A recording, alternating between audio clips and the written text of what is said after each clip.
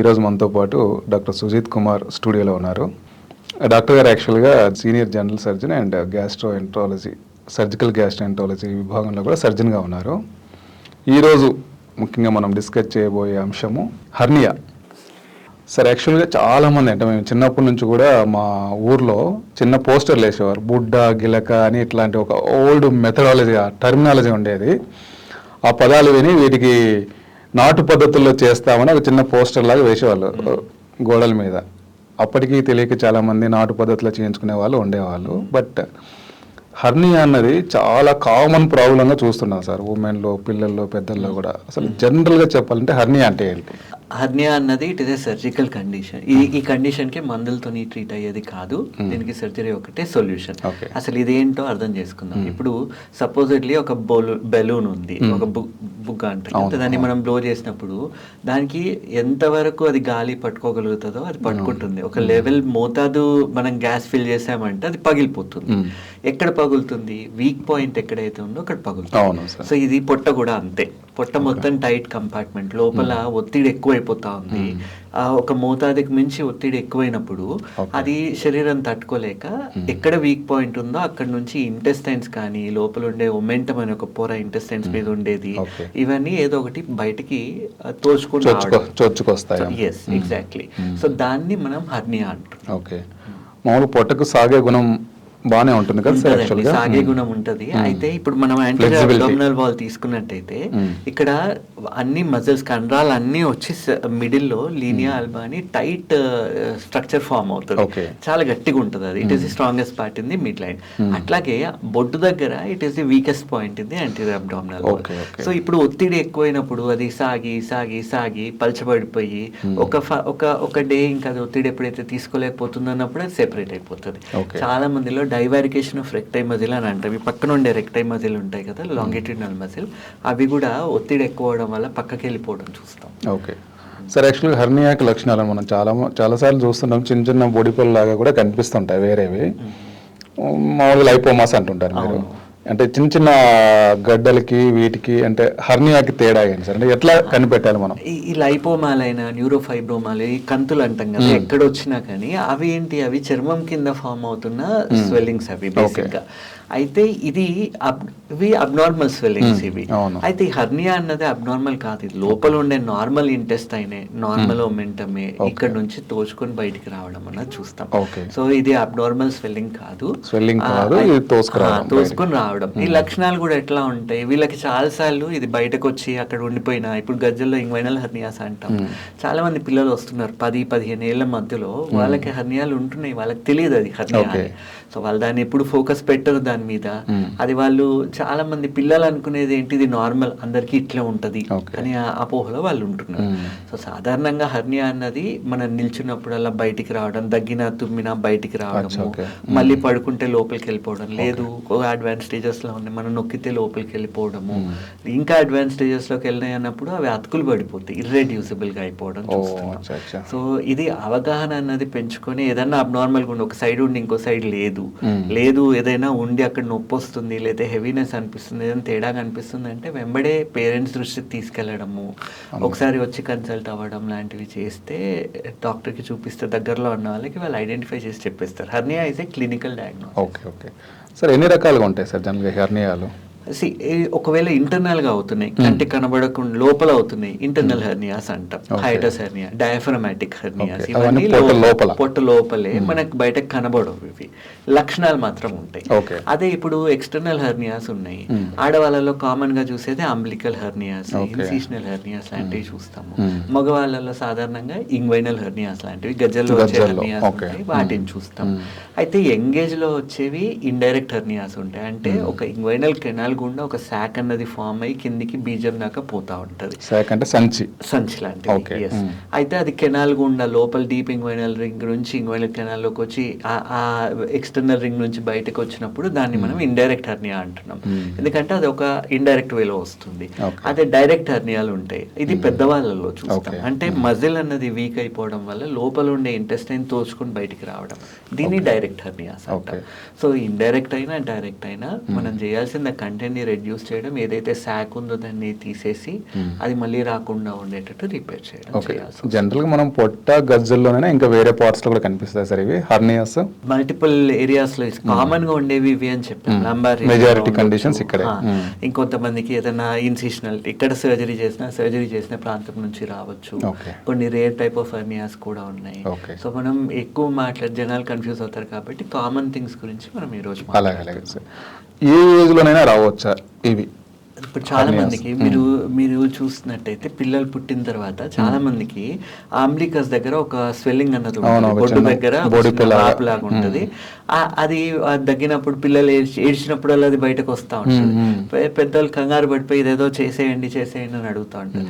పుట్టుకతోని కూడా ఉంటాయి congenital hernias ఉంటాయి. అయితే ఏజ్ తో పాటు ఏజ్ పెరిగిన కొద్దీ కండరాలు ఎట్లయితే డెవలప్ అవుతాయో వాటంతట అవి రిపేర్ అయిపోయే ఛాన్సెస్ ఉంటాయి, కొంచెం బలపడతాయి. ఒక 1.5-2 years దాకా అందుకే ఆగుతాం పిల్లల్లో. ఆగి ఒకవేళ అది దానంతట అది బాడీ కరెక్ట్ చేసుకోలేదు అన్నప్పుడు అప్పుడు మనం దాన్ని రిపేర్ చేయడమా ఏం చేయడం చెప్తాం. అయితే పిల్లల్లో చేసే సర్జరీలు, పెద్దవాళ్ళలో చేసే సర్జరీలో మార్పులు ఉంటాయి. పెద్ద ఏజ్ లో కూడా జనరల్ గా లేడీస్ లో అందరిలో వస్తుంటాయి, ఇర్రెస్పెక్టివ్ ఆఫ్ ఏజ్ అండ్ అవి. ఓకే, బేసిక్ గా వచ్చేదానికి కారణాలు కూడా ఏంటి అని సాధారణంగా అడిగినట్టు అయితే ఇప్పుడు చూడండి, ఈ ఇండైరెక్ట్ హెర్నియాస్ ఇవన్నీ ఎందుకు, పొట్ట లోపల ఒత్తిడి. ఇప్పుడు న్యాచురల్ గానే ఈ ఇంగ్వైనల్ కెనాల్ అంటే ఏంటి, అసలు ఎందుకు ఫామ్ అవుతుంది, ఇది న్యాచురల్ వీక్నెస్ సైట్ అని అంటాం. ఎందుకు అంటే డెవలప్మెంట్ టైంలో ఈ బీజాలు అన్నవి టెస్టిస్ అన్నది కిందికి డిసెండ్ అయ్యి ఇంగ్వైనల్ కెనాల్ గుండానే స్కోటంలోకి వెళ్ళి అది ఇది అవుతుంది, సెటిల్ అవుతుంది. ఆ సెటిల్ అయిన తర్వాత ఇది ఏదైతే సంచిలో కిందికి వచ్చిందో అది ప్రాసెస్ అది ఆబ్లిటరేట్ అయిపోతుంది. ఆబ్లిటరేట్ అయిపోయి అది ఒక కెనాల్ లాగా అది ఉండిపోతుంది అంతే. సో అది సాధారణంగా పేటెంట్ గా ఉండదు. సో కొంతమందిలో అది పేటెంట్ గా ఉన్నప్పుడు కూడా హర్నియాలు వచ్చే ఛాన్సెస్ ఉంటాయి. అండ్ అది న్యాచురల్గా ఉండే వీక్నెస్ కదా. ఇప్పుడు పొట్ట లోపల ఒత్తిడి పెరిగిపోయే పనులు చూస్తే ఇప్పుడు ఈ మధ్య కాలంలో చూసుకున్నట్టయితే చైల్డ్ ఒబెసిటీ అని చూస్తున్నాం. అంటే పిల్లల్లో కూడా మనం ఇప్పుడు ఇంతకుముందు అంత ఎక్కువ ఊబకాయం చూసే వాళ్ళం కాదు, కానీ ఇప్పుడు ఏమైతుంది 100 మందిలో తీసుకుంటే 15% కన్నా ఎక్కువ మందిలో ఊబకాయం డెవలప్ అవడం చూస్తున్నాం. ఎందుకు ఇది? మరి మన ఆహార పద్ధతులు మారుతున్నాయి. ఇప్పుడు పేరెంట్స్ ఏదైతే తింటున్నారో పిల్లలు కూడా అవే తింటున్నారు. సో దానివల్ల ఇప్పుడు ఏది పడితే అది తినడం వల్ల పొట్ట అన్నది తొందరగా రావడం, విజరల్ ఫ్యాట్ డిపాజిషన్ అన్నది ఉండడము, ఈ లోపల ఒత్తిడి పెరిగిపోవడం వల్ల ఈ హర్నియాలు లాంటివి తొందరగా ఎక్కువగా రావడం చూస్తున్నాం. ఇప్పుడు చాలా మందిలో క్రానిక్ స్మోకర్స్ ఉంటారు, వీళ్ళలో దగ్గు అన్నది కంటిన్యూస్ గా ఉంటానే ఉంటుంది. వీళ్ళు స్మోక్ చేస్తారు, దగ్గుతానే ఉంటారు. సో ఇట్లా దగ్గిన ప్రతిసారి పొట్ట లోపల ఇంట్రాబ్డామినల్ ప్రెషర్ పెరుగుతుంది. ఆ పెరిగిన ప్రతిసారి అది ఇట్ విల్ కాంట్రిబ్యూట్ టు ఆ ప్రెషర్ అన్నది ఆ ఇంటెస్టైన్స్ అనేవి ముందుకు తోసుకొని వస్తా ఉంటే ఎక్కడనైతే డిఫెక్ట్ ఉందో, ఎక్కడనైతే వీక్నెస్ ఉందో అక్కడ కొంచెం డిఫెక్ట్ ఫామ్ అయ్యే ఛాన్సెస్ చాలా ఎక్కువగా ఉంటాయి. ఇంకా కొంతమందిలో ఇప్పుడు థైరాయిడ్ ఇష్యూస్ ఉంటాయి. వీళ్ళల్లో ఏంటి, థైరాయిడ్ లెవెల్స్ ఒకవేళ కంట్రోల్లో లేవు, హైపోథైరాయిడ్ ఉన్నారు, వీళ్ళు లేదు సెడెంటరీ లైఫ్ స్టైల్ ఉంది, ఇంటెస్టైనల్ మూమెంట్స్ తక్కువ ఉన్నాయి, డయాబెటిక్ పేషెంట్స్ ఉన్నారు. డయాబెటీస్ లో ఏమవుతుంది, గ్యాస్ట్రోపారసిస్, ఎంట్రోపారసిస్ అని అంటాం. అంటే ఇంటెస్టైన్ కదలడమే తగ్గిపోతుంది. సో గ్యాస్ ప్రాబ్లం ఉంది, మలబద్ధకం ఉంది, ఏ కారణం వల్ల ఉన్నా కానీ వీళ్ళలో ఇంట్రాబ్డామినల్ ప్రెషర్ పెరిగిపోవడం అన్నది చూస్తాం. మోషన్ వెళ్ళినప్పుడు ముక్కడానికి ట్రై చేస్తారు, దానివల్ల కూడా ప్రెషర్ ఎక్కువ అయిపోయి హర్నియాల్ లాంటివి ఎక్కువ వచ్చే ఛాన్సెస్ ఉంటాయి. ఇంతకుముందు ఏంటి, ఎక్కువ శాతం మంది ఇండియన్ టాయిలెట్ యూస్ చేసేవాళ్ళు. ఇండియన్ టాయిలెట్ యూస్ చేసి స్క్వాటింగ్ ఎప్పుడైతే కూర్చుంటారో ఆ ఆటోమేటిక్ గా ఈ మన ఇంగ్వైనల్ ఆరిఫైసెస్ ఏవైతే ఉంటాయో అవి క్లోజ్ అయిపోతాయి, అవి దగ్గరకు వచ్చి క్లోజ్ అయిపోతాయి. క్లోజ్ అవడం వల్ల వాటి మీద పడే ప్రెషర్ అన్నది తక్కువ ఉండేది. అదే ఇప్పుడు వెస్టర్న్ కమోడ్కి వచ్చేసరికి కూర్చొని పాస్ చేస్తున్నారు, వాటి మీద కొంచెం ఎక్కువ ఒత్తిడి అవుతుంది. సో అవి కొంచెం అంటే కంప్లీట్ గా ఆబ్లిటరేట్ కాకుండా కెనాల్ అన్నది కొంచెం ఓపెన్ గా ఉండి దానివల్ల కూడా అండ్ ఇంకోటి వెస్టర్న్ టాయిలెట్లు యూస్ చేసినప్పుడు ప్రాపర్గా ఎవాక్యువేట్ కూడా అవ్వట్లేదని చాలా మంది చెప్పడం చూస్తున్నాం. ఇంటెస్టైన్స్ అనేవి, రెక్టమ్ అనేది కంప్లీట్గా ఎవాక్యువేట్ అయిపోవాలి. సో మనం మారుతున్న లైఫ్ స్టైల్ని బట్టి కూడా, తినే ఆహార పద్ధతుల వల్ల కూడా, జంక్ కల్చర్ ఎక్కువైపోవడం వల్ల కూడా ఇంట్రాబ్డామినల్ ప్రెషర్ పెరిగిపోవడం అన్నది చూస్తున్నాం. ఇంకొక 2-3 కారణాలు వింటుంటాం సార్, అంటే కంటిన్యూస్ అంటే ఒక 2-3 సిజేరియన్స్ అయితే కూడా వాళ్ళ వచ్చే అవకాశం ఉందా లేడీస్లో? ఇన్సిషనల్ హెర్నియాలు వచ్చే ఛాన్సెస్ ఉంటాయి. Okay. అదే కాకుండా ఇప్పుడు కామన్గా చూసుకున్నట్టయితే ఫ్యాటీ లివర్ అంటున్నాం కదా, ఆ ఫ్యాటీ లివర్ కూడా బయల్ జ్యూస్ ఉండాల్సిన విధంగా లేనప్పుడు కూడా ఫ్యాట్ డైజెషన్ సరిగ్గా అవ్వకపోయినా ఈ ఇండైజెషన్ వల్ల కూడా పొట్ట లోపల ఒత్తిడి పెరిగిపోతున్నట్టు స్టడీస్ చెప్తున్నాయి. Okay. సో ఏది డిస్టర్బ్ అయినా బాడీలో gut health, simple gut health, gut bacteria సరిగ్గా లేవన్నా కానీ ఈ బ్యాడ్ గ్యాసెస్ అన్నది, మన మీథేన్ లాంటిది, ఇవన్నీ హైడ్రోజన్ సల్ఫైడ్ లాంటి గ్యాసెస్ లోపల ఎక్కువ ఉత్పత్తి అవుతున్నట్టు, సింపుల్ ఆ గ్యాసెస్ లోపల ఉన్న that will add to the intraabdominal pressure.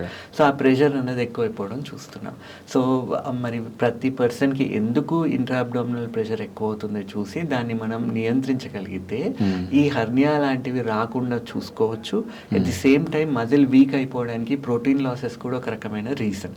ఇప్పుడు డయాబెటిక్ పీపుల్ ఉన్నారు, వాళ్ళకి తెలియకుండానే చిన్న సైజ్ మాంసకృతులు యూరిన్లో వెళ్ళిపోతూ ఉంటాయి. ప్రోటీన్ లాసెస్ ఉన్నప్పుడు మజిల్ వేస్టింగ్ అన్నది ఉంటుంది. సో ఆ మజిల్ వీక్నెస్, ఏం కారణం వల్ల మజిల్ వీక్నెస్ వస్తుంది?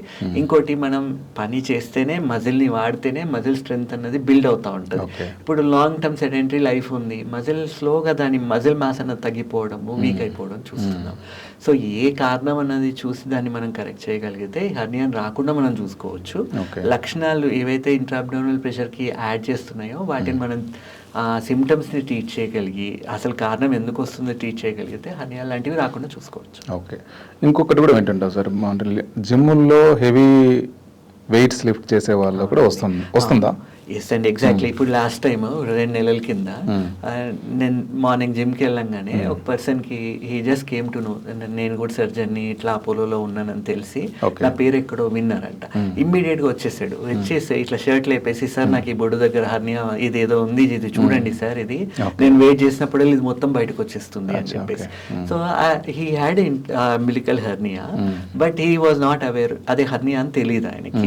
సో ఇప్పుడు ఆయన ఏంటి, మళ్ళీ ఈజ్ అ బాడీ బిల్డర్, మొత్తం ఆయన హెవీ వెయిట్స్ చేద్దామని ఆ వెయిట్ చేసిన ప్రతిసారి ఆ డిఫెక్ట్ నుంచి అది బయటకు తోసుకొని వస్తుంది, ఆయనకు నొప్పి వస్తుంది. సో అది ఏం చేస్తే ఇప్పుడు మొన్న సర్జరీ చేసేయడం జరిగింది. అండ్ అతనికి చెప్పాము 6 నెలల వరకు మళ్ళీ మీరు వెయిట్స్ లిఫ్ట్ చేయొద్దు అని చెప్పేసి. So weight lifting is also a reason for umbilical hernia. Okay. ఇంకొకటి సార్, అంటే ఎనీ పర్టికులర్ ప్రొఫెషన్స్, అంటే ఏదైనా వృత్తులు మేళం ఊతుంటే చాలా మంది గట్టిగా ఊదాల్సి వస్తుంది, ప్రెషర్ కూడా బిల్డప్ అవుతుంది. ఇట్లాంటి వృత్తులు ఏమైనా ఉన్నాయా? పర్టికులర్ వృత్తుల వాళ్ళనే రెగ్యులర్ గా ఇప్పుడు స్మోకింగ్ అనుకున్నాం కదా, దగ్గుతా ఉంటారు. సో అది ఏదైనా కానీ పొట్టల మీద ఒత్తిడి క్రియేట్ చేసే పని చేస్తున్నారు అంటే వీళ్ళందరూ కూడా దే ఆర్ హెర్నియా ప్రోన్ అని చెప్పడం జరుగుతుంది. అదే కాకుండా ఇప్పుడు ఊర్లలో తీసుకున్నట్టయితే అదేమంటారు, అదే కాకుండా మంట కూడా, ఇప్పుడు మంటకు కూడా వాళ్ళు రెగ్యులర్ గా చేస్తూ ఉంటారు కదా కట్టెల పొయ్యిలో, దాని వల్ల కూడా బిల్డప్ అయిపోవడము, అండ్ దాని వల్ల చేయడం వల్ల దగ్గు లాంటిది రావడము వాళ్ళల్లో కూడా చూడటం జరుగుతుంది. Okay okay. సరే, ఇప్పుడు మీ దగ్గరికి వస్తే ఒకవేళ ఈ హర్నియా ప్రాబ్లంతో జనరల్గా చూసి వాళ్ళు చెక్ చేసి దాంతో సరిపోతుంది, టెస్ట్లు అవసరం అవుతాయి? లేదండి, హర్నియా అన్నది it is a clinical diagnosis. అంటే మీరే చెక్ చేస్తారు? చెక్ చేసినప్పుడే అది తెలిసిపోతుంది. అండ్ అది ఏ టైప్ ఆఫ్ హర్నియా అన్ని కూడా మనం క్లినికల్ గా ఐడెంటిఫై చేస్తాం. అయితే కొన్నిసార్లు టెస్ట్లు ఎక్కడ అవసరం పడతాయి అన్నప్పుడు, ఒక్కోసారి ఈ లోపల మొమెంటం వచ్చిందా, ఇంటెస్టైన్స్ వచ్చినాయా, చాలా కొంతమందికి 15 ఏళ్ళ నుంచి 20 ఏళ్ళ నుంచి, ఆర్ ఇప్పుడు మీరు ఇందాక అన్నట్టు ఇన్సిషనల్ హర్నియా ఉంటుంది, లోపల అతుకులు పడిపోతాయి, అసలు దాంట్లోంచి ఏం బయటకు వస్తుంది, అది చాలా ఏళ్ళ తరబడి ఉన్నప్పుడు అతుకులు పడిపోయి అది ఇంటెస్టైనా ఒమెంటమా కూడా అర్థం కాదు ఒక్కోసారి.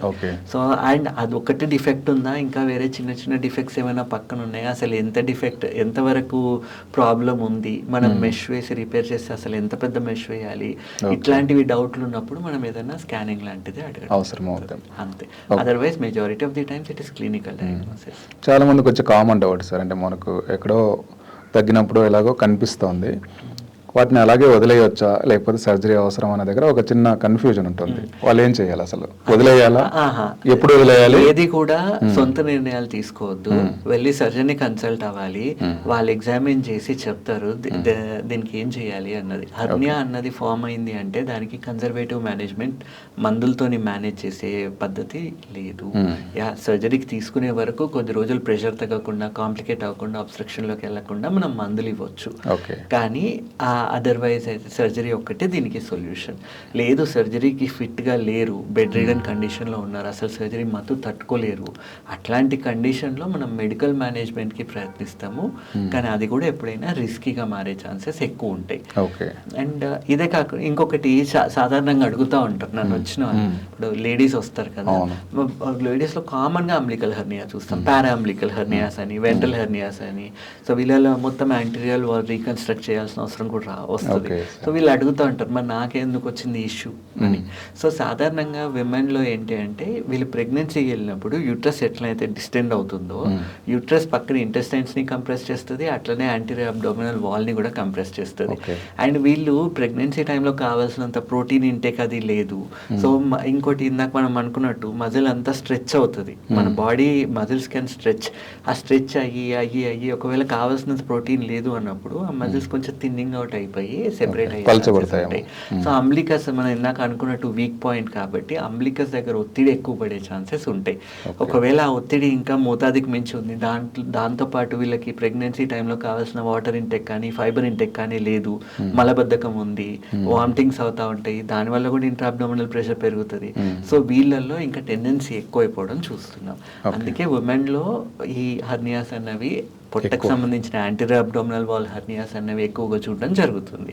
అదే మగవాళ్ళలో చూసుకున్నట్టయితే ఇంగ్వైనల్ హెర్నియాస్ అనేవి చాలా ఎక్కువగా చూస్తాము. ఒక ఏజ్ తర్వాత డైరెక్ట్ ఇంగ్వైనల్ హెర్నియాస్ అనేవి ఎక్కువగా ఉంటాయి.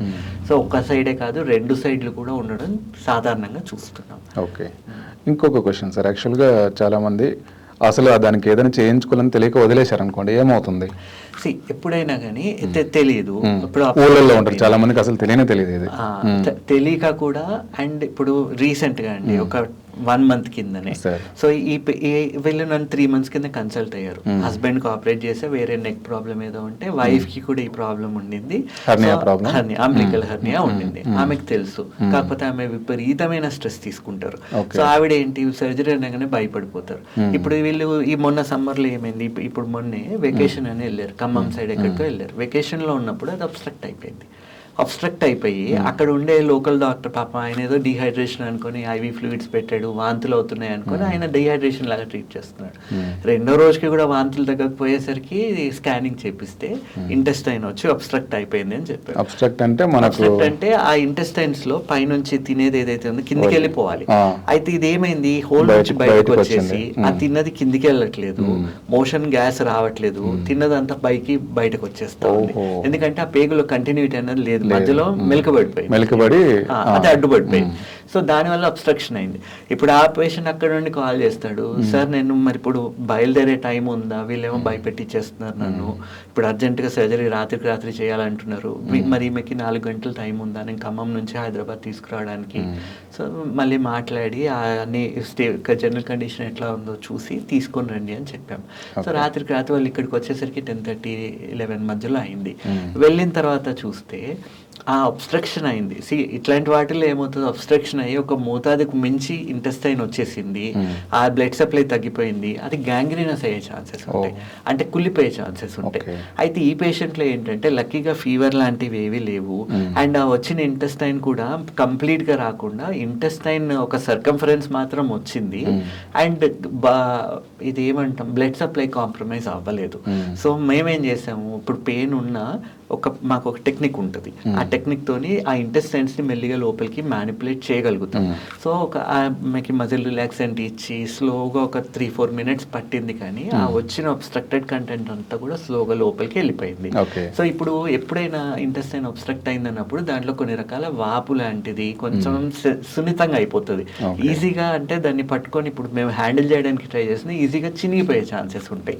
సో అందుకని ఏం చేసాము, అది ఒకసారి రెడ్యూస్ చేసిన తర్వాత రాత్రి 11కి ఎమర్జెన్సీ అవాయిడ్ చేసి నెక్స్ట్ డే ఎలెక్టివ్గా ప్లాన్ చేసుకుందాము, నెక్స్ట్ డే కూడా తొందరపడుకుని పొద్దున్నే కాకుండా మధ్యాహ్నం దాకా చూసి తీసుకుందాము అని చెప్పాను. చెప్పడం దీని వెనకాల ఏంటి, ఎప్పుడైనా అబ్స్ట్రక్షన్ ఉంది అన్నప్పుడు బ్లడ్ సప్లై తగ్గింది, మళ్ళీ శరీరం దాన్ని లోపలికి పెట్టిన తర్వాత దానిలో చలనం రావడానికైనా బ్లడ్ సప్లై మళ్ళీ రీస్టోర్ అవ్వడానికి కొద్దిగా టైం పడుతుంది. సో లక్కీగా ఏమైంది, నెక్స్ట్ డే పొద్దున్న లేసే వరకు ఇంకా ఆవిడ రాత్రి పడుకున్నారు, 2 రోజుల నుంచి నిద్ర లేదు, రాత్రి పడుకుని పొద్దున్న లేసే వరకు మోషన్ స్టార్ట్ అయిపోయినాయి. అంటే దాని అర్థం ప్రాబ్లం ఏంటి, ఇంటెస్టైన్ వయబిలిటీ అన్నది ఉంది, తింటుంది. పొద్దున్న we gave her something to eat also. So తిన్న తర్వాత మోషన్స్ కూడా స్టార్ట్ అయిపోయినాయి. అది చూసి సెట్ అయిపోయిందని మళ్ళీ 9 గంటల నుంచి మళ్ళీ ఫుడ్ తినడం అన్ని ఆపేసి ఈవినింగ్ అరౌండ్ 3:34కి సర్జరీకి తీసుకోవడం జరిగింది. ఆ సర్జరీకి తీసుకున్న తర్వాత కూడా లోపల we were able to intestinal resection anastomosis లాంటి అది పేగును కట్ చేయడం అవసరం లేకుండా సింపుల్గా చేయగలిగాం. సో ఇది ఎందుకు చెప్తున్నా అంటే కంగారు పడిపోతున్నారు చాలా మంది సర్జరీ అంటే. ఆ కంగారు పడిపోవడం వల్ల ఏమవుతుంది, ఎమర్జెన్సీలో హాస్పిటల్కి రావాల్సి వస్తుంది. అండ్ ఎమర్జెన్సీలో ఒకవేళ మన టైం బాగాలేదు, ఇంటెస్టైన్ ఏదైనా కులిపోయింది, ఆర్ అక్కడ ఎవరు చూస్తున్నారో తెలియదు, వాళ్ళ ఇంట్రెస్ట్ ఏముందో తెలియదు. సో సడన్ గా సర్జరీకి తీసేసుకొని ఈ పేగు చెడిపోయింది మేము తీసేస్తున్నాం అని చెప్పి రిసెక్షన్ అనస్టమోసిస్ లాంటిది అయింది అనుకోండి, ఒక్క సర్జరీ అయ్యే ప్లేస్ లో 2 సర్జరీలు అవుతాయి. ఒకటి రిసెక్షన్ అనస్టమోసిస్ అవుతుంది, ప్లస్ మొత్తం కట్ చేయాల్సిన అవసరం రావచ్చు. ఆ సెటప్ ఎమర్జెన్సీలో పోయినప్పుడు మరి అడ్వాన్స్ సెటప్, ఆ లాప్రోస్కోపీ అవుతుందా, అడ్వాన్స్డ్ ఎక్విప్మెంట్ ఉన్నాయా, స్టేప్లర్ మనకు తెలియదు. వాళ్ళు ఏం చేస్తారో అంటే అక్కడ ఉన్న కండిషన్స్ ని బట్టి వాళ్ళకి అందుబాటులో ఉండి వాళ్ళు బెస్ట్ ఏం చేయగలుగుతారో వాళ్ళు చేస్తారు. సో ఇట్లాంటి టైంలో రిసెక్షన్ అనస్టమోసిస్ అయిన తర్వాత హాస్పిటల్ అడ్మిషన్ ఒక 3-4 రోజులన్నా ఉండాల్సి వస్తుంది. సో నార్మల్ హెర్నియా సర్జరీ చేస్తే నెక్స్ట్ డేకి ప్రొద్దున చేస్తే సాయంత్రం అనుకో నెక్స్ట్ డేకో పంపించేస్తాం. కానీ ఇట్లాంటి ప్రొసీజర్ అయినప్పుడు 3-4 రోజులు హాస్పిటల్లో ఉండాలి. అదే కాకుండా కొన్నిసార్లు కులిపోయింది, పస్ లాగా ఫామ్ అయిపోయింది అన్నప్పుడు మనం రిపేర్ చేసి మెష్ లాంటిది పెట్టే ఛాన్సెస్ ఉండవు. ఎందుకంటే మెష్ ఇన్ఫెక్ట్ అయిందంటే మళ్ళీ వెళ్ళి మెష్ తీసేయడం ఒకటే సొల్యూషన్. సో కొంచెం ట్రీట్మెంట్ మొత్తం చేంజ్ అయ్యే ఛాన్సెస్ ఉంటాయి. సో ఈ పేషెంట్లో లక్కీగా ఎమర్జెన్సీ అవాయిడ్ చేయగలిగాము, ఎలెక్టివ్ ప్రొసీజర్ చేయగలిగాము, అందరూ అంతే లక్కీగా ఉంటారు అని మనం చెప్పలేము. ఓకే, ఇంకొక డౌట్ సార్, అంటే ఇప్పుడు చాలా మంది సర్జరీ అంటే భయపడో లేకపోతే ఇంకొక వేరే మార్గం ట్రై చేద్దామని చెప్పేసి నాటు పద్ధతులు కానీ ఆల్టర్నేట్ మెడిసిన్లో ఏవో మెడిసిన్స్తో తగ్గుతాయని చెప్తేనే వెళ్తుంటారు. అసలు అది సాధ్యమేనా? లేదండి, ఇందాక మీరు అన్నారు సంచిలాగా వస్తుంది కదా, దాంట్లోంచి బయటకు వస్తుంది. సో ఈ సంచి అన్నది, ఈ శాక్ అన్నది ఫామ్ అయిపోయింది, అది ఇట్ ఈస్ ఎక్స్టెన్షన్, ఆ డిఫెక్ట్ లోకి అది బయటకు వస్తుంది. అది ఉన్నంత వరకు పేగులు రావడం పోవడం జరుగుతూనే ఉంటుంది. సో ఇప్పుడు మనం సర్జరీ చేసి ఆ శాక్ అన్నది తీసేసి, కంటెంట్స్ రెడ్యూస్ చేసి శాక్ తీసేసి ప్రాపర్ రిపేర్ చేస్తే తప్ప అది పోదు. ఒకవేళ నాటు పద్ధతిలో చేస్తే ఇబ్బంది కూడా కావచ్చు. లేదు, ఏది పడితే అది చేసి ఉల్టా కాంప్లికేషన్స్ ఎక్కువ అయ్యి అది లేనిపోని ప్రాబ్లం తెచ్చుకునే ఇవి అవకాశాలు ఎక్కువ ఉంటాయి. ఇది ప్రాపర్గా ఆలోచించుకొని ఇప్పుడు చూడండి, ఇప్పుడు మన దగ్గరికి హైదరాబాద్ ఇప్పుడు టెర్షరీ సెంటర్ కదా అపోలోకి వచ్చే అన్ని కేసులు కూడా ఊర్లలో ఎక్కడో ఇట్లా చేయించుకోను ఏదో చేసి కాంప్లికేట్ అయ్యి ఒకటోసారి చేసి, రెండోసారి చేసి, మూడోసారి చేసి, ఇంకా 4వ సారికి వస్తున్నారు. రీజన్ ఏంటండి మరి మీకు తెలుసు కదా, ఫస్టే ఎందుకు ప్రాపర్గా పద్ధతిగా చేయించుకోలేదు అంటే రకరకాల కారణాలు. మేము భయపడ్డామని ఒకళ్ళు, ఇంకొకళ్ళు ఏమో మా దగ్గర ఇంటి పక్కన అయిపోతుంది అని ఒకళ్ళు. సో ఈ రకరకాల కారణాలు ఉన్నాయి. సో ఇప్పుడు కూడా మన దగ్గరికి వచ్చే వాళ్ళలో మనం ఏమి ఇప్పుడు సర్జరీ, ఇప్పుడు నార్మల్గా అపోహ ఏంటంటే సర్జన్ దగ్గరికి వస్తే ఆపరేట్ చేసేస్తారు. 100 మంది వస్తున్నారు అంటే దాంట్లో 10 మందికి షాయద్ సర్జరీ అవసరం పడవచ్చు. ఓకేనా? సో దాంట్లో అందరికీ మెడికల్ అంటే హర్నియా ఉంటే మాత్రం సర్జరీ చేయాలి, బట్ రకరకాల కారణాల వల్ల ఉంటాయి. అన్నిటికీ సర్జరీ అనే సొల్యూషన్ కాదు. మెడికల్ మేనేజ్మెంట్తోనే మేనేజ్ చేసే కండిషన్స్ చాలా ఉంటాయి. ఇది ఖచ్చితంగా సర్జికల్ కండిషన్ అని అంటున్నారు మీరు. సో ఏం ఆప్షన్స్ ఉన్నాయి సార్ వీటికి? ఎంత సింపుల్ గా చేసేయచ్చు ఇప్పుడున్న కండిషన్స్ లో? ఒకవేళ ఎవరైనా సర్జికల్ ఆప్షన్స్ అనేవి ఏజ్ ని బట్టి మారుతాయి. ఇప్పుడు పిల్లల్లో ఉంటాయి, మనం ఓన్లీ హర్నియోగ్రఫీ చేస్తాం, మెష్ ప్లాస్టీ చెయ్యం. ఎందుకంటే అది వాళ్ళు పెరిగేది ఉంటుంది, ఆ మెష్ అన్నది మళ్ళీ వీళ్ళ కండరాలు గ్రోత్ అది డిస్టర్బ్ చేయొద్దు కాబట్టి. సో అదే పెద్దవాళ్ళలో ఉన్నారు. సో పెద్దవాళ్ళలో ఉంటే ఇంకా హర్నియోప్లాస్టీ అన్నది అంటే మెష్ వేసి రిపేర్, హర్నియోగ్రఫీ చేసిన తర్వాత మెష్ వేసి ప్లాస్టీ చేస్తాం. సో అది గోల్డ్ స్టాండర్డ్, అండ్ ఎన్నో ఏళ్ళ నుంచి కూడా దీనికి మల్టిపుల్ టెక్నిక్స్ అనేవి చదవడం జరిగింది. సో ఇన్ని టెక్నిక్లు రావడానికి రీజన్ కూడా ఏంటంటే ఏ ఒక్క టెక్నిక్ కూడా ఫుల్ ప్రూఫ్ అన్నది కాదు. కొంతమందిలో కొన్ని సూట్ అవుతాయి. సో పేషెంట్కి ఏది సూట్ అవుతుంది అన్నది సెలెక్ట్ చేసి అది చేసిన తర్వాత మెష్ వేసి రిపేర్ చేసినప్పుడు రికరెన్స్ రేట్స్ అన్నవి అంటే మళ్ళీ హర్నియా వచ్చే ఛాన్సెస్ అనేవి చాలా డ్రాస్టిక్లీ తగ్గిపోయినాయి. సో ఇందులో కూడా ఇప్పుడు ఏంటి, లాస్ట్ 15-20 ఏళ్ళ నుంచి కూడా మనం లాప్రోస్కోపిక్ మెష్ ప్లాస్టీ అన్నది చేస్తున్నాం. దాంట్లో కూడా మళ్ళీ టైప్స్ ఉన్నాయి. ఒకటేమో ట్రాన్స్ అబ్డోమినల్ ప్రీపెరిటోనియల్ రిపేర్ అంటాము, ఇంకోటేమో టోటలీ ఎక్స్ట్రా పెరిటోనియల్ రిపేర్ అంటాం. దీంట్లో మళ్ళీ ఎక్స్టెన్షన్స్ కూడా ఉన్నాయి వీటికి. ఈటెప్ అన్నది కూడా చేయడం జరుగుతుంది. సో ఇందులో ఇవన్నీ టెక్నిక్స్ ఎందుకు వస్తున్నాయి, ఒకటి సర్జన్స్ కంఫర్ట్, రెండోది పేషెంట్కి ఏది సూట్ అవుతుంది చూసి వాళ్ళకి రికమెండ్ చేయడం జరుగుతుంది.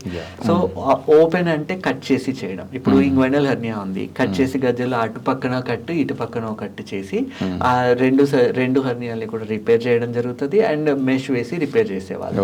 సో ఇప్పుడు ఏమవుతుంది, కట్ చేసినప్పుడు మజిల్ని కూడా కట్ చేస్తున్నాం, ఫేషియా అన్నిటిని కట్ చేసి రిపేర్ చేస్తున్నాం.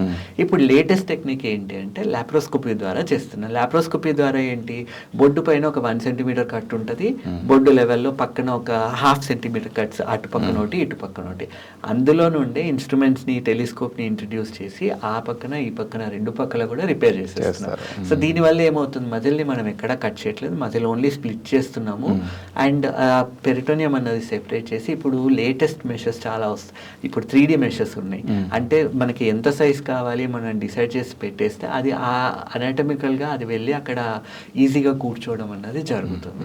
అండ్ దాని తర్వాత మనం ఫిక్స్ చేసిన తర్వాత కూడా పేషెంట్కి పెయిన్ అన్నది కూడా చాలా తక్కువ ఉండడం చూస్తున్నాం. ఫస్ట్ 24 అవర్స్లో పెయిన్ ఉంటుంది పెరిటోనియం స్ట్రెచ్ చేసినందుకు, కాకపోతే ఈ ఫస్ట్ 24 అవర్స్లో మనం పెయిన్ కిల్లర్స్ కూడా ఇస్తాం కాబట్టి వాళ్ళకి తెలియదు, హాస్పిటల్లో ఉన్నప్పుడు ఆ పెయిన్ అంతా కూడా it is manage. Next day నడవడము, తిరగడము, మెట్లు ఎక్కడము, దిగడం, స్నానం చేయడం, తినడం, మోషన్ వెళ్ళడం, everything is becoming normal the next day. So ఇది లాప్రోస్కోపీ ద్వారా వచ్చిన అడ్వాంటేజ్. అయితే ఇక్కడ మనం అర్థం చేసుకోవాల్సింది ఏంటంటే అన్ని ప్లేసెస్లో ఈ లాప్రోస్కోపిక్ ఎక్విప్మెంట్ అన్నది లేదు. ఇప్పుడు ఊర్లలో తీసుకున్నట్టయితే చాలా మందిలో వాళ్ళకి ఇంకా కూడా చాలా చాలా ప్లేసెస్లో ఈ ల్యాబ్ ఎక్విప్మెంట్ లేదు. అండ్ రెండోది ఇప్పుడు దీనికి లెర్నింగ్ కర్వ్ చాలా ఎక్కువ. ఇప్పుడు 500 కేసులు నేను అసిస్ట్ చేస్తే తప్ప నేను వచ్చి ఇండిపెండెంట్గా దీన్ని పర్ఫామ్ చేయలేను, ఎందుకంటే లెర్నింగ్ కర్వ్ చాలా ఎక్కువ. అది చేయగలగాలంటే it is considered advance technique in laparoscopy. So అన్ని కేసులు అయిన తర్వాత కానీ మనకు ఆ విఘ్నత అన్నది రాదు. సో ఆ లెర్నింగ్ కర్వ్ ఎక్కువ ఉండేసరికి ఇప్పుడు సీనియర్ చాలా మంది డాక్టర్లు ఉన్నారు, ఇప్పుడు ఏం పోయి నేర్చుకుంటాం ఇది, సో ఓపెనే చేసేద్దాము ఆ టెక్నిక్, అది కూడా ఒకటి జరగడం చూస్తాం. ఇప్పుడు లాప్రోస్కోపీ తర్వాత ఇప్పుడు ఇంకా అడ్వాన్స్డ్ అంటే రోబోటిక్ సర్జరీ అని వచ్చింది. అయితే ఈ రోబోటిక్ సర్జరీ అడ్వాంటేజ్ ఏంటి అంటే ఇప్పుడు లాప్రోస్కోపీలోనే మనం ఈ ట్రోకార్ అవి ఇన్సర్ట్ చేసిన తర్వాత ఇన్స్ట్రుమెంట్ మ్యానిపులేషన్ ఉంటుంది కదా, సో పొట్ట మీద కొంచెం ఒత్తిడి రావడం చూస్తున్నాం. ఈ రోబోటిక్లో ఏంటి, అసలు పొట్ట మీద ఒత్తిడి రాదు, మొత్తం రోబోట్ కంట్రోల్ చేస్తుంది, ఆ ట్రోకార్ని మాత్రమే తిప్పుతుంది, యాంటీరియర్ అబ్డామినల్ వాల్ మీద అసలు లోడ్ రాకుండా చూసుకుంటుంది. అండ్ ఇంకోటి మన చేతులు మన రిస్ట్ మూమెంట్ ఇంతే ఉంటుంది, రోబోకి అట్లా కాదు, దాని ఇంకొక 7 డిగ్రీ ఎక్స్ట్రా రొటేషన్ మనకు వస్తుంది. అండ్ మల్టిపుల్ జాయింట్స్ ఉంటాయి కదా, మనం దాన్ని తిప్పగలుగుతాం, మళ్ళీ తీసుకొని నార్మల్ పొజిషన్ పెట్టి మన రిపేర్ అనేది ఇంక ఈజీగా చేసే ఆస్కారం ఎక్కువ ఉంటుంది. అయితే having said this, robotic surgeries ఎక్కడ హెల్ప్ చేస్తాయి మనకి, ఇప్పుడు పెల్విక్ ఏరియాలో ఇప్పుడు రెక్టల్ ప్రొలాప్స్ లాంటివి ఉన్నాయి, రెక్టల్ డిసెక్షన్ చేయాలి, ఇప్పుడు మనం రెక్టల్ క్యాన్సర్ ఉంది అక్కడ మొత్తం మనం డిసెక్ట్ చేయాలి, డీప్ ప్లేస్ కదా, ఆర్ ఇసోఫేజియల్ సర్జరీస్ ఉన్నాయి, అన్నవాహిక అంటాం కదా, అది ఒక టన్నల్ లాగా ఉంటుంది, అక్కడ మన లాప్రోస్కోపీ ఇన్స్ట్రుమెంట్ ఏమో స్ట్రైట్ అయిపోతుంది. సో వాళ్ళల్లో ఈ రోబోటిక్ ప్రొసీజర్స్ చేసినప్పుడు మ్యానిపులేషన్ ఈజీ అవుతుంది. సో హర్నియాకి laparoscopy is good enough. And ఒకవేళ ఈ యాంటీరియర్ వాల్ రీకన్స్ట్రక్షన్ చేయాలి, పొట్ట చాలా పెద్ద డిఫెక్ట్ ఉంది అన్నప్పుడు వాళ్ళల్లో ఈ రోబోటిక్ సర్జరీస్ అన్నది హెల్ప్ అవుతుంది. ఎందుకంటే మనకి యాంటీరియర్ అబ్డామినల్ వాల్ రిపేర్ చేయాలి, సూచర్ చేయాలి, లోపల నుంచి ఉండే ప్లేస్ చాలా తక్కువ అండ్ అక్కడ ఉండే మన యాంగిల్ కూడా చాలా తక్కువ, లాప్రోస్కోపీ ద్వారా రిపేర్ చేయాలి, పెద్ద డిఫెక్ట్ ఉంది అన్నప్పుడు ఎక్కువ టైం పట్టే ఛాన్సెస్ ఉంటాయి. సో అది రోబోటిక్తో చేసుకున్నప్పుడు ఏమవుతుంది, లాప్రోస్కోపీలో గంట పట్టేది రోబోటిక్ సర్జరీతో చేసినప్పుడు 15 నిమిషాల్లో అయిపోతుంది. అది మనకు కంఫర్ట్ ఎక్కువ ఉంటుంది అండ్ అనెస్థీషియా టైం తగ్గుతుంది. సో ఈ ప్రతిదానికి కూడా మనం రిస్క్ వర్సెస్ బెనిఫిట్ చూసుకోవాలి. ఇప్పుడు రిస్క్ ఇంకొకటి ఏంటి, రోబోటిక్ అంటాం కానీ వాడి ఇన్స్ట్రుమెంటే ఆ రోబో అన్నది కొనడానికి హాస్పిటల్కి 20 కోట్ల ఖర్చు అవుతుంది. సో వాడేం ప్రతి ఇన్స్ట్రుమెంట్ కూడా నెంబర్డ్ యూసేజెస్ ఉంటాయి, అంటే ఒక ఇన్స్ట్రుమెంట్ మనం తీసుకుంటే దాన్ని 10 సార్లే వాడచ్చు. వాడేం చేస్తాడు, 2 లక్షల ఇన్స్ట్రుమెంట్ ఉంది 10 సార్లు వాడుతున్నారు, 20,000 పర్ యూజ్ అని పెట్టేస్తాడు. సో 3 ఇన్స్ట్రుమెంట్లు యూజ్ చేస్తున్నాం, 20,000 ఇంటూ 3 60,000 అక్కడే అయిపోయింది. ప్లస్ 20 కోట్లు రోబో, అది యూజ్ చేసిన ప్రతిసారి వాడు 2 లక్షలు ఫీజు ఇస్తాడు. సో సర్జన్కి ఫీజులో సర్జికల్ ఫీజులో పెద్దగా పెరగకపోయినా ఈ రోబో ఖర్చులు అన్నవి పేషెంట్కి యాడ్ అయిపోతున్నాయి. So it is not financially feasible for every one. So కాకపోతే లాప్రోస్కోపీ ఈజ్ బెటర్.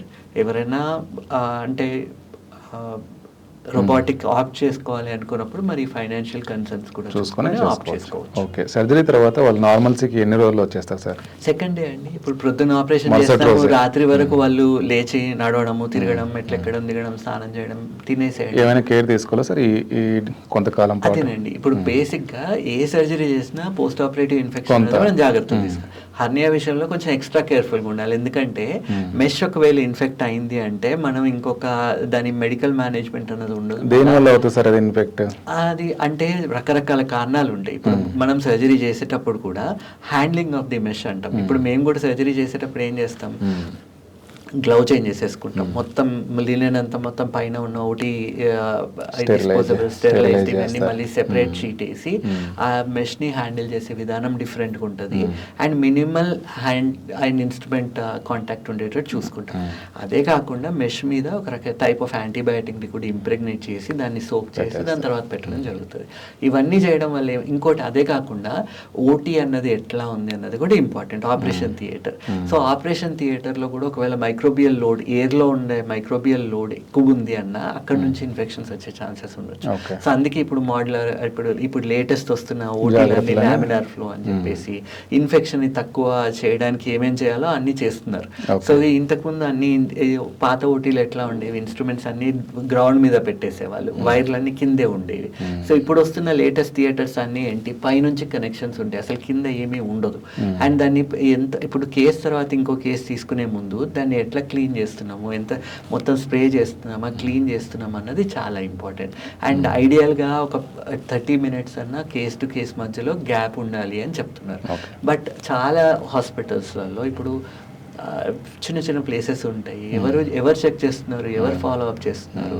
సో ఇప్పుడు సింపుల్ పెద్ద హాస్పిటల్, ఇప్పుడు నేను అసోసియేట్ అయిన హాస్పిటల్లో కూడా వాళ్ళు ఆపరేషన్ థియేటర్కి గంటకి 42,000 ఛార్జ్ చేస్తున్నారు.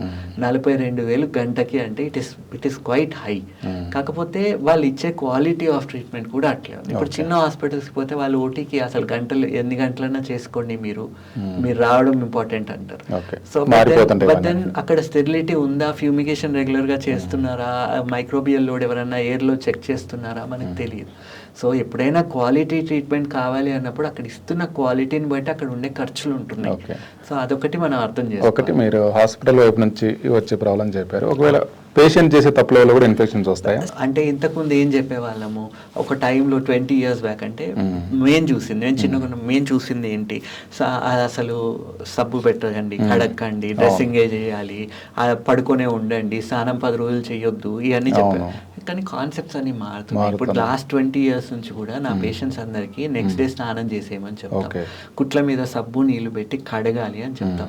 కడగకపోతేనే ఏమవుతుంది, అక్కడ blood, tissue secretions, ointment, sweat అన్ని ఒక మిక్చర్ లాగా ఫామ్ అయిపోతుంది. It is not healthy. ఆ వూండ్ అనేది హీల్ అవ్వదు. స్నానం చేయొచ్చు, సబ్బు పెట్టొచ్చు. ఎస్, తడపడం తప్పు కాదు, తడిగా ఉండకుండా చూసుకోవాలి. డ్రై చేసి దానికి ఒక ఆయింట్మెంట్ లాంటిది ఇస్తా, అది పెట్టేసి చిన్నగా సింపుల్ స్టెరైల్ గాస్ డ్రెస్సింగ్ చేసుకోమని చెప్తాం. అవి చేసుకుంటా ఉంటే పేషెంట్ కి డిపెండెన్సీ ఉండట్లేదు, ఒక ఫ్రెష్ ఫీలింగ్ ఉంటుంది. అండ్ పేషెంట్ కి హిస్ ఫీలింగ్ సైకలాజికలీ బెటర్. బాగుంటుంది. ఎస్. అండ్ దాన్ని ఏది ముట్టినా ఏం చేసినా గ్లవ్ వేసుకుని హ్యాండిల్ చేయండి అని చెప్తాము. ఒక శానిటైజర్ యూజ్ చేయండి. వాళ్ళని ఎవరైనా కలవడానికి వచ్చినా కానీ వాళ్ళ దగ్గరికి వెళ్ళినా కానీ కొంచెం మాస్క్ వేసుకోవడము, శానిటైజర్ యూజ్ చేసి వెళ్ళి కలవండి అని చెప్పడం జరుగుతుంది. ఫ్యామిలీలో కూడా ఇంటికి వెళ్ళేటప్పుడు కూడా రూమ్ని మొత్తం క్లీన్ చేసి ఆ రూమ్ మొత్తం ఇంకా కొంచెం డీప్ క్లీనింగ్ లాంటివి చేపించి వెళ్ళమని చెప్పినప్పుడు ఇన్ఫెక్షన్స్ తక్కువ ఉంటున్నాయి. ఇంకొక డౌట్ అడుగుతుంటారు సార్, పప్పు తింటే చీము పడుతుంది, మటన్ తింటే చీము పడుతుంది, ఇంకొకటి వంకాయ తింటే దురద వస్తుందని, అక్కడ ఉన్నాయా అసలు? లేదండి, ఏమీ లేదు. ఇప్పుడు లాస్ట్ 20 years నుంచి కూడా నా పేషెంట్స్ అందరూ నెక్స్ట్ డేనే they eat what ever they want, non veg కానీ పప్పు కానీ. అయితే హ్యావింగ్ సెడ్ దిస్, అయితే పప్పుకి చీముకి సంబంధం లేదు. అయితే కొంతమందికి నమ్మకాలు ఉంటాయి, ఈ పప్పు తింటే నాకు ప్రాబ్లం వస్తుంది, మా పెద్దలు చెప్పినారు, వాళ్ళకు నమ్మకం ఉంటుంది, స్ట్రాంగ్ బిలీఫ్ ఉంటుంది. అట్లాంటి బిలీఫ్ సిస్టమ్స్ ఉన్నప్పుడు ఆ బిలీఫ్ కి, అండ్ ఇంకోటి మన మైండ్ ఇస్ వెరీ పవర్ఫుల్, మనం ఏదైనా నమ్మితే అది అవుతుంది. సో వాళ్ళకి అట్లాంటి నమ్మకాలు ఉన్నాయి కాబట్టి అది వద్దు, ఆ పప్పు వదిలేసి వేరే రకాల పప్పులన్నీ తినండి అని చెప్పడం జరుగుతుంది. అండ్ ఇంకొకటి ఏంటంటే ఇప్పుడు ఉన్న బయట ప్రిజర్వ్డ్ ఫుడ్స్ ఉంటాయి కదా, ప్యాక్డ్, టిన్డ్, ఆర్ మనకి కొన్ని క్వాలిటీ మీద మనకి సరైన అవగాహన లేదు. ఇప్పుడు మిల్క్ ప్రోడక్ట్స్ ఉన్నాయి, పనీర్ ఉంది. సో అవి వాటిలో ఎంత స్టీరాయిడ్ ఉంటుంది అని మనకు తెలియనప్పుడు ఆ వాటిని అవాయిడ్ చేయండి అని చెప్తాం. ఎందుకంటే స్టీరాయిడ్స్ తీసుకున్నప్పుడు ఇమ్యూనిటీ తగ్గుతుంది. స్టీరాయిడ్ టాబ్లెట్స్ తీసుకున్నప్పుడు షుగర్లు కూడా పైకి కిందికి గ్లైసెమిక్ వేరియబిలిటీ ఎక్కువ అయ్యే ఛాన్సెస్ ఉంటాయి. అట్లాంటి వాళ్ళలోనే ఇన్ఫెక్షన్స్ రావడం ఎక్కువ చూస్తున్నాం. సో ఈ స్టీరాయిడ్ రిచ్ ఫుడ్ అని మీకు ఏదైనా అనిపిస్తే వాటిని అవాయిడ్ చేయండి. పాలు, పెరుగు, ఈ చపాతీలు లాంటివి. అండ్ బేసిక్గా నాన్ వెజిటేరియన్లో కూడా ఇప్పుడు చూసినట్టయితే నాటుకోడి దొరికితే తినమని చెప్తాం. కానీ ఇక్కడ ఏమవుతుంది, ఇప్పుడు మనం వెళ్ళి చూసినట్టయితే ఇప్పుడు ఎవరు నాటుకోళ్ళు పెంచడం కన్నా కూడా బేసిక్గా తొందరగా పెరగాలని చెప్పి వాళ్ళకి స్టీరాయిడ్స్ వేసేయడము, వాటికి యాంటీబయాటిక్స్ ఇచ్చేయడము. అండ్ ఇప్పుడు కొన్ని ఫ్యాక్టరీలలోకి వెళ్ళి చూస్తే మీకు జెనెటికలీ మాడిఫైడ్ ఫుడ్ చూస్తున్నాం. They are no longer growing chicken, they are growing flesh attach to leg pieces. ఒక మాంసం ముద్దు ఉంటుంది, పక్కన దానికి అటాచ్డ్ ఒక 7-8 లెగ్ పీసెస్ ఉంటాయి. ఏంటండి ఇది అని అడిగితే లెగ్ పీసులు ఎక్కువ కావాలంటున్నారు. సో దీని ప్రొడక్షన్ కోసం మేము దాన్ని జెనెటికలీ మాడిఫై చేసి వీటిని పెంచుతున్నాం. అండ్ ఇంకోటి ఆ ఫ్లెష్కి ఇన్ఫెక్షన్ రాకుండా ఉండడానికి వాటికి యాంటీబయాటిక్స్ స్ప్రేలు చేయడం, యాంటీబయాటిక్ ఇంజెక్షన్స్ ఇవ్వడము, అండ్ తొందరగా పెరగడానికి హార్మోన్స్ ఇవ్వడం, ఇట్లాంటివి చూస్తున్నాం. సో ఇవన్నీ తీసుకున్నప్పుడు ఏమవుతుంది, మన డెఫినెట్గా మన బాడీ హార్మోన్ రెగ్యులేషన్ అనేది డిస్టర్బ్ అవుతుంది. డెఫినెట్గా మన షుగర్ లెవెల్స్ ఫ్లక్చుయేట్ అవ్వడం, ఇమ్యూనిటీ తగ్గిపోవడం చూస్తున్నాం. అందుకని వీటిని అవాయిడ్ చేయమంటాం. ఇంకోటి మీరు అడిగింది మటన్ అని అన్నారు. మటన్ ఇస్ అంటే దీన్ని హార్డ్ టు డైజెస్ట్ ఫుడ్స్ కదా. సో ఇప్పుడు ప్రొసీజర్ అయిన తర్వాత ఎంత ఈజీగా డైజెస్ట్ అయ్యే ఫుడ్ తింటే మనకు అంత హెల్ప్ అవుతుంది. ఈ హార్డ్ టు డైజెస్ట్ ఫుడ్స్ తీసుకున్నప్పుడు మన గట్ని మనం లోడ్ చేసినట్టు అవుతుంది. అందుకని అవాయిడ్ చేయమని చెప్పడం జరుగుతుంది. ఈ మెష్ అంటే ఏమైనా మళ్ళీ ప్రాబ్లం వచ్చే అవకాశం ఉంటుందా సార్, అంటే వేసిన తర్వాత? సో మెష్ ప్రాబ్లం ఏమి ఉండదు. అంటే ఒకటి ఇన్ఫెక్షన్ మనం మాట్లాడుకున్నాము, and mesh over the time కొంచెం కాంట్రాక్ట్ అవ్వచ్చు. మెష్ ఫిక్సేషన్ అన్నది సరిగ్గా జరిగినప్పుడు అది అటు ఇటు మైగ్రేట్ అయ్యే ఛాన్సెస్ కూడా ఉంటాయి. సో ఇంకోటి, ఇప్పుడు ఓపెన్లో యూజ్ చేసే మెష్ వేరు, లాప్రోస్కోపీలో యూజ్ చేసే మెష్ వేరు. లాప్రోస్కోపీలో లోపల పెడతాం కాబట్టి మెష్ అది పేగులకి, కొన్నిసార్లు పేగులకి టచ్లో ఉండే ఇప్పుడు అంబ్లికల్ హెర్నియా లాంటివి చేస్తాం. అప్పుడు ఏం చేస్తాం, intra peritoneal online mesh repair అంటే లోపల డిఫెక్ట్ అన్నది క్లోజ్ చేసిన తర్వాత మెష్ అన్నది లోపల నుంచే అమర్చడం జరుగుతుంది. డిఫెక్ట్ ఎంత పెద్దగా ఉన్నది అన్నది చూసి దాని డిఫెక్ట్ని క్లోజ్ చేయాలి. దాని చుట్టూతో ఒక 5 సెంటీమీటర్స్ అన్ని దిక్కులో కూడా మెష్ కవర్ అయ్యేటట్టు పెద్ద మెష్ తీసుకోవాలి. ఆ మెష్ని కూడా మనం ఏం చేస్తాం, రోల్ చేసి ఆ ట్రోకర్ గుండాని ఇన్సర్ట్ చేసి ఇప్పుడు ఓపెన్ చేసినప్పుడన్నా కొంచెం చిన్నగా చేసి చిన్న మెష్లు పెట్టడం జరుగుతుంది. లాప్రోస్కోపీలో అట్లా కాదు, ఇంకా పైనుంచి కింది దాకా సైడ్ టు సైడ్ మొత్తం యాంటీరియర్ అబ్డోమినల్ వాల్ రీఇన్ఫోర్స్మెంట్ అన్నది చేయడం జరుగుతుంది. మరి అంత పెద్ద మెష్ని మనం మల్టిపుల్ ప్లేసెస్లో ఫిక్స్ చేయడం కష్టం. సో మనం ఒక 4 ప్లేసెస్లో ఫిక్స్ చేసి ట్యాకర్ లాంటిది యూజ్ చేస్తాం. అబ్జార్బుల్ ట్యాకర్స్ అని వస్తున్నాయి ఇప్పుడు. అంటే ఈ ట్యాకర్ అంటే స్క్రూ లాంటిది ఉంటుంది. అంటే మనం దాన్ని మెష్కి, యాంటీరియర్ అబ్డోమినల్ వాల్కి లోపల ట్యాక్ ఎప్పుడైతే ఫైర్ చేస్తామో యాంటీరియర్ అబ్డోమినల్ వాల్కి అది ఫిక్స్ అయిపోయేటట్టు ఉంటుంది. ఒక సంవత్సరంలో ఇది కరిగిపోవడం చూస్తాం. అండ్ మెష్ అన్నది it is a non absorbable material. ఇది బాడీ, ఫారెన్ బాడీని ఎట్లా ట్రీట్ చేస్తుందో దీన్ని ఎట్లా ట్రీట్ చేస్తుంది. ఇప్పుడు సపోజిడ్లీ వరకు దెబ్బ తగిలింది, ఇక్కడ ఏదో చిన్న ఫారెన్ పార్టికల్ ముల్లో ఏదో ఉండిపోయింది, ఏమవుతుంది అక్కడ శరీరం దాని చుట్టూతా ఫైబ్రోసిస్ కాజ్ చేసి గట్టిగా చేసేస్తుంది. సో ఇది కూడా అంతే, మెష్ చుట్టూతంతా ఫైబ్రోసిస్ అయిపోయి అది యాంటీరియర్ అబ్డోమినల్ వాల్ స్ట్రెంత్ కి యాడ్ చేస్తుంది. సో 6 నెలల్లో మెష్ అన్నది it is going to become part of your body. And చుట్టూ ఫైబ్రోసిస్ అవడం వల్ల స్ట్రెంత్ బిల్డ్ అవుతుంది. ఈ ట్యాకర్స్ అన్నవి కరిగిపోయి అవి కరిగిపోతాయి. ఓవర్ 1 year అవి స్లోగా కరిగిపోతాయి. సో ఈ డ్యూయల్ మెషెస్ అనేవి వాడతాం కాబట్టి లాప్రోస్కోపీలో పేగులోకి టచ్ లో ఉండే మెషెస్ ఉంటాయి ఇవి. సో అతుకులు పడకుండా ఉండే స్పెషలైజ్ మెషెస్ ని వాడతాం. ఇప్పుడు ఇంగ్వైనల్ హెర్నియా సర్జరీస్ చేస్తున్నప్పుడు 3D మెషెస్ లాంటిది వాడతాం. సో ఈ అడ్వాన్స్మెంట్స్ అనేవి ఉన్నాయి. సో ప్రతిదీ కూడా మన లైఫ్ ని బెటర్ చేయడానికి వస్తున్న మోడ్స్ అంతే. ఓకే సార్, ఫైనల్గా అంటే సర్జరీలు ఇవన్నీ ఓకే మనము మాట్లాడారు. హెర్నియాస్ రాకుండా అంటే పొట్టలో ప్రెషర్ పెంచకుండా ఉండే ఆహారం ఏమైనా ఉంటుందా? సింపుల్ థింగ్ అండి, సింపుల్ థింగ్. రిపీటెడ్గా నేను చెప్తానే ఉంటాను, వాటర్ హైడ్రేషన్ అనేది కరెక్ట్గా ఉండాలి. మలబద్ధకం వస్తుంది అంటే ఒకటి వాటర్ తక్కువ అవడం వల్ల వస్తుంది, రెండోది పీచు పదార్థాలు ఒంట్లో తినే దాంట్లో ఫైబర్ తగ్గడం వల్ల వస్తుంది. వాటర్ ఎంత కావాలి, కనీసం 3.5 to 4 liters. ఒక 70 kilo బాడీ వెయిట్ ఉన్నారన్నప్పుడు 3.5 to 4 liters తీసుకోవాలి. అండ్ వాటర్ తీసుకుంటా కూడా మీరు ఫుడ్లో పీచు పదార్థాలు ఉండి ఫుడ్ తినే ముందు వాటర్ తాగి ఆ పీచు పదార్థాలతో పాటు వాటర్ తీసుకున్నట్టయితే అయితే దాన్ని పట్టుకొని ఈ వాటర్ అన్నది పెద్ద పేగులోకి వెళ్ళి అది ఇట్ ఈస్ హెల్పింగ్. అండ్ ఈ ఫైబర్ అన్నది it is food for the gut bacteria. ఆ గట్ బ్యాక్టీరియా బాగుంటే అది మన గ్యాసెస్ అన్నది తీసేయడం చూస్తున్నాము, మోషన్ ఫ్రీగా రావడానికి అవి హెల్ప్ చేస్తాయి. మేజర్గా ఆకుకూరలు అనుకోవచ్చు సార్ ఫైబర్ అంటే. ఇంట్రా అబ్డామినల్ ప్రెషర్ కూడా నియంత్రణలో ఉండడం చూస్తున్నాం. ఆకుకూరలు, beans, root vegetables, root tubers అంటాం కదా, క్యారెట్, బీట్రూట్ లాంటివి, అవి ఎక్కువ తీసుకోవడం వల్ల దుంపలు ఆలు రూట్ కాదు, ఆలు ఇస్ ఎ స్టెమ్. సో చాలా మంది చామగడ్డ తినొచ్చు. అయితే ఈ పొటాటో అనుకుంటారు, పొటాటో ఇస్ టోటలీ అన్హెల్దీ. ఎప్పుడో ఒకసారి ప్రొద్దున టైంలో ఇట్స్ ఓకే, కానీ రెగ్యులర్గా తీసుకునే ఫుడ్ కాదు.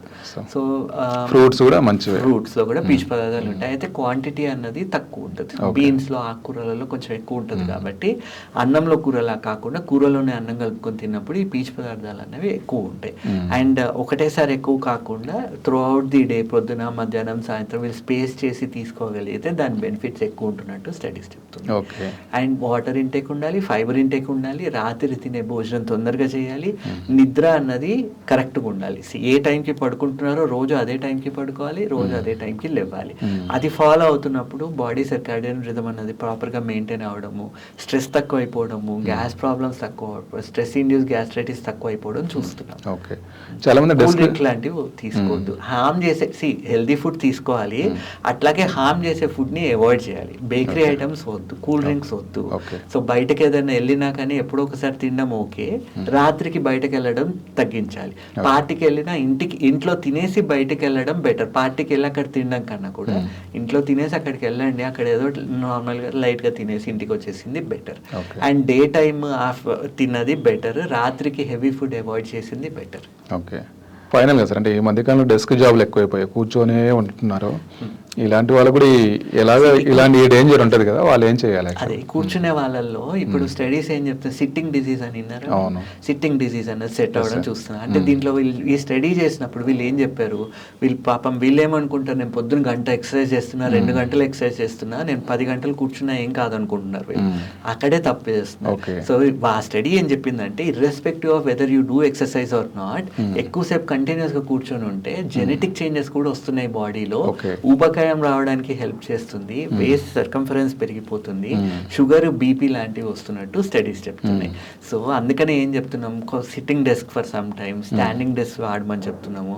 అయితే స్టాండింగ్ డెస్క్ నేను మొత్తం నిల్చొనే పనిచేస్తా అంటే, నిల్చున్న ప్లేస్ లో నిల్చొని పనిచేస్తే వ్యారికోస్ తీసుకొస్తున్నాయి, వ్యారికోస్ వెయిన్స్ వచ్చినాయి అంటే మళ్ళీ నేను సర్జరీ చేసుకోవాలి. సో అందుకనే ఒక మోడరేషన్ ఉండాలి. కూర్చొని ఉండండి, మధ్య మధ్యలో నిల్చొని పని చేయండి, గంటకు ఒకసారి లేచి నడవండి, 5 to 10 minutes అన్న నడిచిరండి, గంటకు ఒకసారి గ్లాస్ నీళ్లు తాగండి. నీళ్లు తాగిన ప్రతిసారి ఇంటెస్టైనల్ మూమెంట్స్ పెరుగుతాయి, చలనం అన్నది పెరుగుతుంది. కూర్చొనే ఉంటే ఇంటెస్టైనల్ మూమెంట్స్ ఆగిపోతాయి. ఇప్పుడు నేనైనా రేపు పొద్దున పోయి ఒక 2 days కంప్లీట్గా పడుకున్నా, ఇంటెస్టైన్స్ మొత్తం కలగడం ఆగిపోతాయి. సో ఇప్పుడు సర్జరీ తర్వాత ఎస్పెషల్లీ మత్తు ఇస్తారు కదా, ఇంటెస్టైన్స్ అన్ని రెస్ట్లోకి వెళ్ళిపోతాయి. సో పోస్ట్ ఆపరేటివ్గా ఏంటి, వీళ్ళు నడవాలి, వీళ్ళు వాటర్ తీసుకోవాలి, అయితేనే పేగుల్లో చలనం స్టార్ట్ అవుతుంది. సో ఇవన్నీ కూడా we will educate the patients before only. And ఈ సర్జరీ కూడా తీసుకునే ముందు ప్రీ ఆపరేటివ్ ఆప్టిమైజేషన్ అంటాం. ఇప్పుడు ఎల్డర్లీ ఏజ్ గ్రూప్ లో మనం మధ్యలో ఎవరికైనా శ్రీధర్ గారికి గాల్ బ్లాడర్ సర్జరీ చేసాం, హర్నియా సర్జరీ కూడా చేసాం. ఆ సార్కి కూడా సర్జరీ చేసినప్పుడు కూడా ప్రీ ఆపరేటివ్ ఆప్టిమైజేషన్ అన్నది చేయడం జరిగింది. విటమిన్స్ అన్నింటినీ కరెక్ట్ చేసి దీని గురించి అవగాహన పెంచి, ఇప్పుడు ఆయన ఎంత 75, 80 ఆయన ఉంటాయి సార్, 75 పైనే ఉంటాయి కదా. సో చూడండి, నెక్స్ట్ డే సర్జరీ అయిన నెక్స్ట్ డేనే ఆయన తొందరగా లేచి నడవడము, తిరగడము, ఆ వీడియో రికార్డ్ చేసి ఆయన ఫ్యామిలీలో పెట్టాడు, నన్ను చూడండి అసలు ఐడెంటిఫై చేయగలుగుతున్నారు. ఇవన్నీ ఎప్పుడు అవుతాయి, పోస్ట్ ఆపరేటివ్ రికవరీ బాగుండాలి అంటే ప్రీ ఆపరేటివ్ ఆప్టిమైజేషన్ అనేది చెయ్యాలి, అవగాహన పేషెంట్స్ కి పెంచాలి, వాళ్ళకి కావాల్సిన కాన్ఫిడెన్స్ ఇవ్వాలి, కౌన్సిలింగ్ అనేది ముందు నుంచి చేయాలి, వాళ్ళ యాంగ్జైటీ అనేది తక్కువ ఉండేటట్టు చూడాలి, పోస్ట్ ఆపరేటివ్ గా మనం వాళ్ళని ఎడ్యుకేట్ చేయాలి, ఏం చేస్తే బాగుంటారు అన్నది. అండ్ దాని తర్వాత కూడా పోస్ట్ ఆపరేటివ్ సపోర్ట్ అన్నది ఉండాలి. ఇవి ఉన్నప్పుడు పీపుల్ ఆర్. అండ్ ఇంకోటి, పెద్ద ఏజ్ లో ఈ ప్రీ ఆపరేటివ్ ఆప్టిమైజేషన్ చేయడం వల్ల అనెస్థీషియా తర్వాత వచ్చే కొన్ని కాంప్లికేషన్స్ ఉంటాయి, హైపోథర్మియా లాంటివి. చాలా మందిలో post operative cognitive sensory deficit అని, అంటే మెమరీ లాస్ లాంటిది ఉంటుంది. వాళ్ళందరినీ గుర్తుపట్టడానికి కొంచెం ఎక్కువ టైం పట్టొచ్చు. హైపోథర్మియా, ఇవన్నీ కూడా ఇవి లేకుండా సింపుల్ గా వాళ్ళు they are able to come out of it. Okay, sir ముందే ఇప్పుడు ఇంటెస్టైన్ మూమెంట్స్ పెరగడానికి మనం ముందే మందులు ఇచ్చాము, పోస్ట్ ఆపరేటివ్లీ ఇంటెస్టైన్స్ తొందరగా పనిచేయడం మొదలు పెడతాయి మళ్ళీ. లేదు వాళ్ళు అట్లే పడుకొని ఉన్నారు, ఆ ఇంటెస్టైన్స్ మళ్ళీ కదులుతూ ఉంటాయి, అది మోషన్ వచ్చేదాకా గ్యాస్ వచ్చేదాకా వీళ్ళు పొట్ట మొత్తం టైట్ అయిపోవడము, వీళ్ళు నెక్స్ట్ 3-4 days సఫర్ అవ్వడం చూస్తున్నాం. సో ముందు నుంచే ఇవన్నీ మనం పర్టికులర్ వాళ్ళ అవగాహన పెంచి ట్రీట్ చేసినప్పుడు పోస్ట్ ఆపరేటివ్గా అసలు వాళ్ళకి సర్జరీకి వచ్చినట్లేదు, ఇట్ ఈస్ లైక్ ఒక వెకేషన్కి వెళ్ళాను. ఆయన నాతో మాట్లాడుతూ చెప్తున్నారు తర్వాత, సార్ 2 days తర్వాత నా ఫ్యామిలీ డిన్నర్లో నేనేదో నా టూర్కి వెళ్ళి వచ్చినట్టు వీళ్ళు నాతో బిహేవ్ చేస్తున్నారు, నేను సర్జరీ చేసినట్టు ఎవరు నన్ను అనుకోవట్లేదు అని చెప్పి. సో పేషెంట్కి ఎంత మనం కౌన్సిలింగ్ ఇచ్చి మనం సపోర్ట్ ఇస్తే వాళ్ళంత తొందరగా they are able to come back to their normal life. Quality of surgery అన్నది తెలిసేది ఇక్కడే. పోస్ట్ ఆపరేటివ్లీ వాళ్ళు ఎంత తొందరగా వాళ్ళ నార్మల్ లైఫ్కి వచ్చారు without any stress. Okay okay sir, చాలా మంచి విషయాలు చెప్పారు, ఇంట్రెస్టింగ్ విషయాలు చెప్పారు. Thank you sir. Thank you. నమస్తే.